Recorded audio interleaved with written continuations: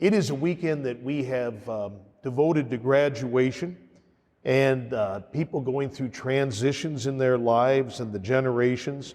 Chad, you know what? I discovered recently that you were a little pupil at Trinity Lutheran School here in Fort Wayne when my brother taught there. So you and I are of a different generation. I know that's hard to believe. But just share a little bit.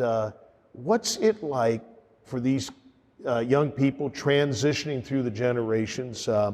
What kinds of things are we doing to help equip them with that?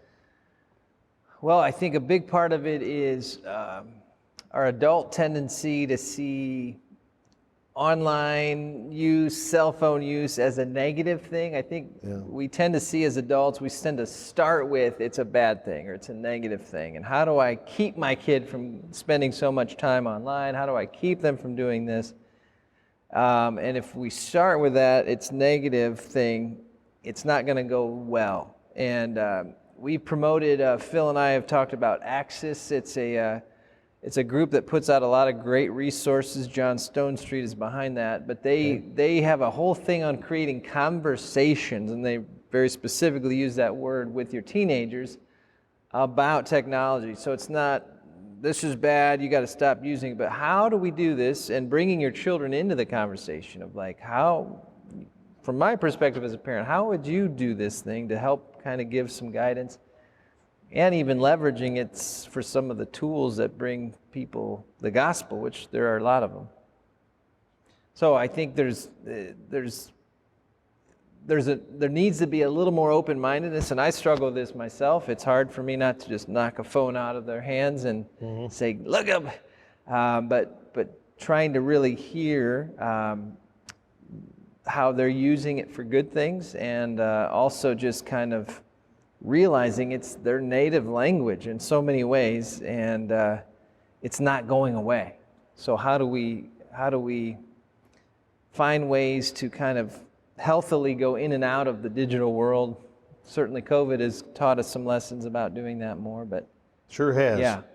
You know, a half century or so ago, it's hard to believe it's that long, the Annenberg School of Communication at University of Pennsylvania began an annual study of the impact of television on people.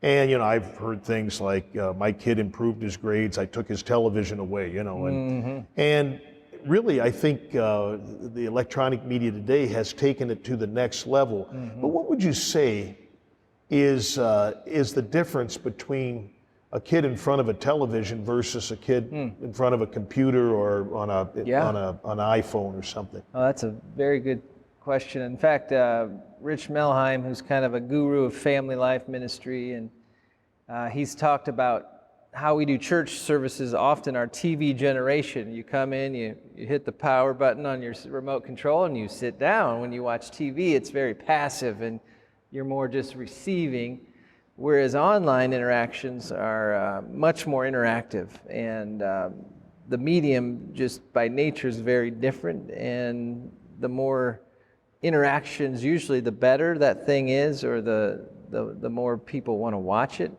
And I'll never forget our youngest child, who was about 5 at the time, when he went up to our TV and he was trying to swipe the TV because that's what he was used to with the little iPad. So they want interaction. They don't just want to sit and watch. And my kids prefer to sit and watch YouTube videos on their little phone instead of a big TV right in front of them to watch a show or something. So it is a difference, and I think as a church trying to figure out how to resource people more, like being more interactive is going to be a bigger thing as we go forward.